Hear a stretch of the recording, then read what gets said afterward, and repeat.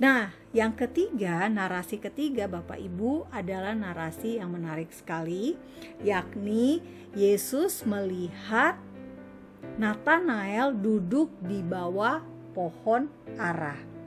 Narasi yang terakhir ini menariknya karena memang kita membaca, kita tahu ceritanya, tapi kita nggak paham artinya apa sih gitu ya.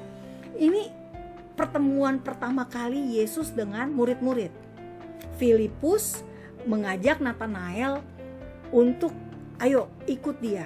Kita akan lihat Yohanes 1 ayat 45 sampai 51. Kita baca supaya Bapak Ibu tidak salah paham. Filipus bertemu dengan Natanael dan berkata kepadanya, "Kami telah menemukan dia yang disebut oleh Musa dalam kitab Taurat dan oleh para nabi, yaitu Yesus anak Yusuf dari Nazaret." Jadi poinnya adalah Yesus ada di kitab Taurat. Kata Natanael kepadanya, "Mungkinkah sesuatu yang baik datang dari Nazaret?" Kata Filipus kepadanya, "Mari dan lihatlah." Yesus melihat Natanael datang kepadanya, lalu berkata tentang dia, "Lihat, inilah seorang Israel sejati. Tidak ada kepalsuan di dalamnya." Jadi Yesus yang berkata, "Lihat, inilah seorang Israel sejati." Kata Natanael kepadanya, "Bagaimana engkau mengenal aku?" Kan Yesus sama Natanael belum ketemu. Jawab Yesus kepadanya, "Sebelum Filipus memanggil engkau, aku telah melihat engkau di bawah pohon ara." Kata Natanael kepadanya, "Rabi, engkau anak Allah. Engkau raja orang Israel." Jadi baru ketemu pertama kali aja Natanael sudah bisa memproklamasikan, mendeklarasikan identitas Yesus. Satu, Rabi. Rabi apa? Guru, teacher. Engkau anak Allah. Dan yang ketiga, engkau raja orang Israel. Gara-gara hanya Yesus bilang, "Saya lihat engkau ada di bawah pohon ara." Luar biasa ya. Nah, Yesus menjawab katanya, "Karena aku berkata kepadamu, aku melihat engkau di bawah pohon ara, maka engkau percaya. Engkau akan melihat hal-hal yang lebih besar daripada itu." Lalu kata Yesus kepadanya, "Aku berkata kepadamu, sesungguhnya engkau akan melihat langit terbuka dan malaikat-malaikat Elohim turun naik kepada anak manusia." Nah, jadi Bapak Ibu, ini narasi yang menarik sekali karena memang kita yang tidak terbiasa dengan budaya Yahudi, kita yang tidak terbiasa dengan tradisi Yahudi tentu akan bingung ya membaca kisah perjumpaan Natanael dengan Tuhan Yesus untuk pertama kalinya. Nah, tetapi untungnya kita bisa mempelajari, kita bisa mengenali tradisi-tradisi Yahudi pada masa Yesus hidup kala itu ya, sehingga kita juga dapat memahami konteks Alkitab, konteks kisah-kisah Alkitab. Bapak Ibu, sebelumnya pada video kedua tentang 3 pohon yang menjadi simbol Israel, saya menyampaikan ada satu ayat, yakni dari 1 Raja-Raja 4 ayat 25 yang tertulis, "Sehingga orang Yehuda dan orang Israel diam dengan tentram, masing-masing di bawah pohon anggur dan pohon aranya, dari Dan sampai Beersheba seumur hidup Salomo."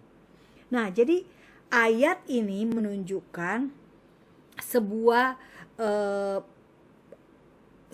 idiom Yahudi yang merujuk pada keadaan damai sejahtera, keadaan yang tentram ketika tidak ada perang. Nah, itu terjadi di masa Salomo, tidak ada orang yang menjajah, tidak ada bangsa lain yang menjajah Israel, masa damai. Dan di masa damai itulah orang-orang Yahudi, disebutkan orang-orang dari Yehuda dan orang Israel bisa duduk di bawah pohon anggur dan di bawah pohon aranya. Nah, tetapi ada pula di ayat di Sakaria, kita baca juga ya, Sakaria 3 ayat 10, biar kita nggak salah. Pada hari itu demikianlah firman Tuhan semesta alam, setiap orang daripadamu akan mengundang temannya duduk di bawah pohon anggur dan di bawah pohon ara. Betul-betul seperti yang sedang dilakukan oleh Nathanael. Nah, jadi duduk di bawah pohon anggur dan pohon ara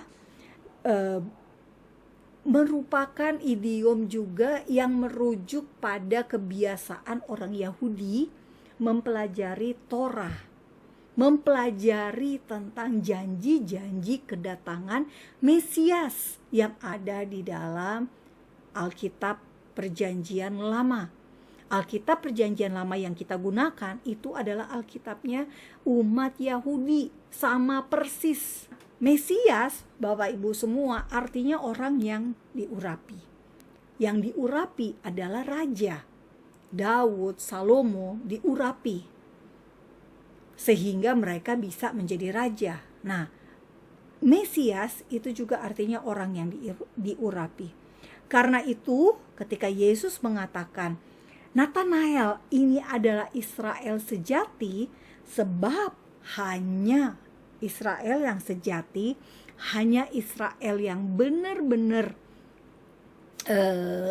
taat gitu ya, adalah mereka yang merindukan kedatangan Mesias.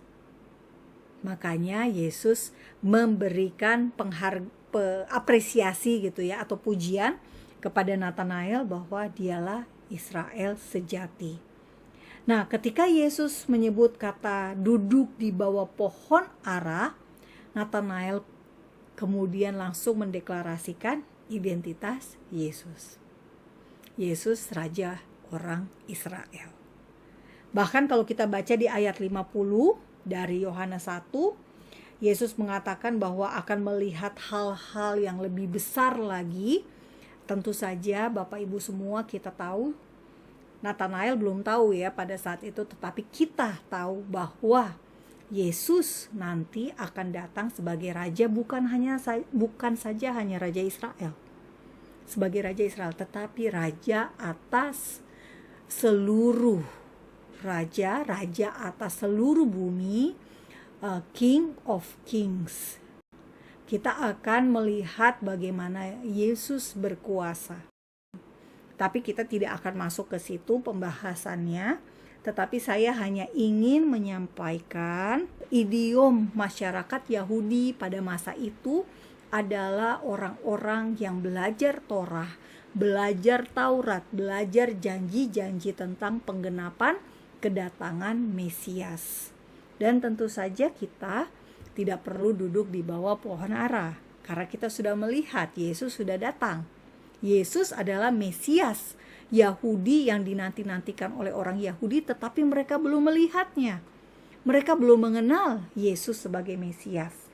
Kita orang bangsa-bangsa justru yang diberikan pemahaman, diberikan pewahyuan gitu ya oleh Roh Kudus, sehingga kita bisa melihat itulah Mesias. Tetapi orang Yahudi belum melihat Yesus sebagai Mesias sampai saat ini.